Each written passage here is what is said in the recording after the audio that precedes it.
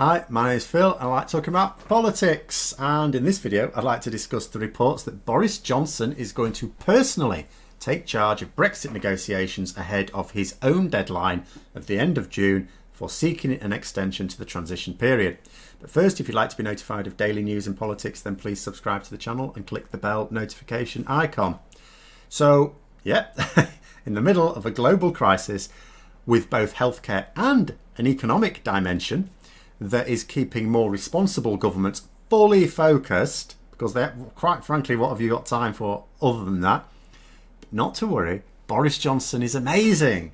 Not only can he make the right decisions at the right time when it comes to the healthcare aspect of the coronavirus emergency, even though we now have the worst record in the world on it, and he can also make all the right decisions in terms of preserving as much of our economy as possible, which remains to be seen.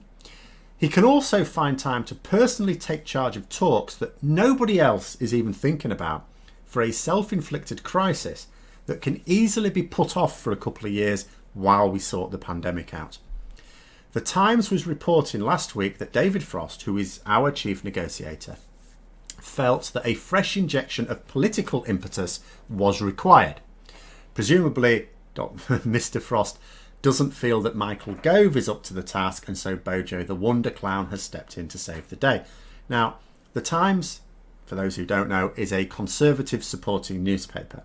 It's not really in favour of Brexit, and it is absolutely dead against not extending the transition period. They absolutely have torn a strip off the government for not doing that, but it does still play along with the old Brexiteer narrative for the sake of supporting the Tories. What they don't want to see is a sensible government in charge.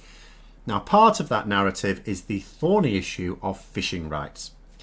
And bear in mind, this is only a thorny issue because Brexit groups make it so. You know, it's worth remembering that. So the article alleges that there is consternation on the British side that the EU are demanding no changes to current fishing rights and quotas as the price for continuing the Brexit negotiations. So you can already see them getting their excuses in for when talks collapse. Now, the EU could demand this if they wanted. Either side is free to make whatever demands it likes as sovereign states. And that also applies to the UK. We could make whatever demands we like as well, and indeed we have done. If no agreement is reached, then you don't have a deal at the end of it. That's all there is to it. That's fine. That's just international diplomacy. No problem at all. Except, of course, it gets the Brexiteers whining like little children.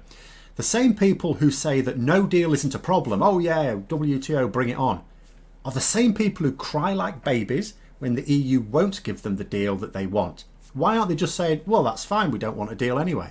You never really get that. Whatever the deal is, by the way, that they seem to want, because I'll again remind you that the UK have not published its proposals for the deal, and no Brexit group has ever published its proposals for a post-Brexit future. However, the EU aren't actually demanding anything in this regard. They have provided a proposal of their own, which, amongst other things, includes fishing arrangements in line with the current system. It's perfectly true to say that the EU would like to continue along the same system we have now, along the same rights, along the same quotas. But they have provided this proposal back in February. It was then for the UK to produce a counter proposal. It's like, okay, you've given us this proposal. Yeah, we don't like that. Here's our proposal. And then the two sides could discuss it to come up with some sort of compromise suitable to both sides. And if they didn't come up with it, then we don't have a deal. Again, it's all fine. Except the UK didn't do this. British ministers instead chose to stamp their feet and say how unfair the EU's proposals were, without saying what they would prefer instead. So will this fresh political impetus from Boris Johnson actually achieve anything? I wouldn't hold your breath. His particular brand of leadership seems to be taking the form of promising to speak to Ursula von der Leyen next week and whine that the EU is being mean. Now, there have been no reports that Boris Johnson will actually provide the counter proposal for the EU to consider. Just cry about the EU being unfair. The same guy who, along with others, insisted that we were in a strong position to demand a great deal for the UK if people voted to leave the EU, which they duly did. Well, where's this strong position?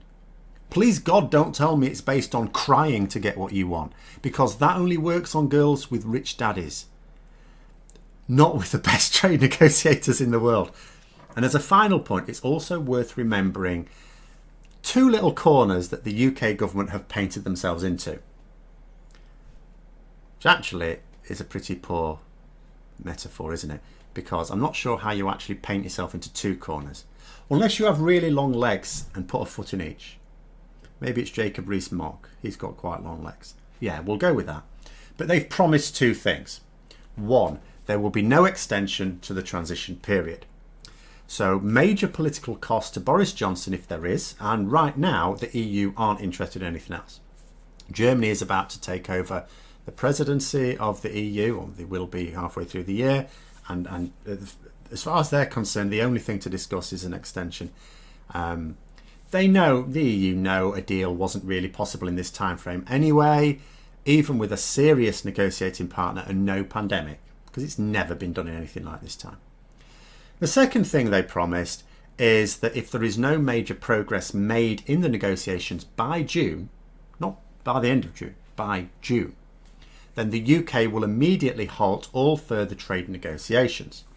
Now, given that the UK are not providing any counter proposals to the EU's proposals, then I can only conclude that Boris Johnson or Michael Gove will be forced to make a statement this June that we are no longer seeking to negotiate a deal with the EU, and that we will be exiting all trade agreements that form part of the transition period at the end of 2020. In other words, get ready for the hardest of Brexits. If they do not make that statement at that time, then they will have broken at least one of their promises. The second one, at least, about unilaterally ending negotiations, that does seem to be the most susceptible. Despite this being official government policy, Michael Gove last week refused to talk about the prospect when asked about it during a select committee hearing of Parliament. And so he refused to confirm that it was still the government's policy. He refused to say that it wasn't and that the policy had changed. And he didn't even bother to try and say that it was never the government's policy, or that the policy as stated was not quite correct. He just refused to answer it. So that promise is definitely going to be broken. Otherwise, why would Michael Gove have been so cagey about even talking or clarifying any aspect of that policy?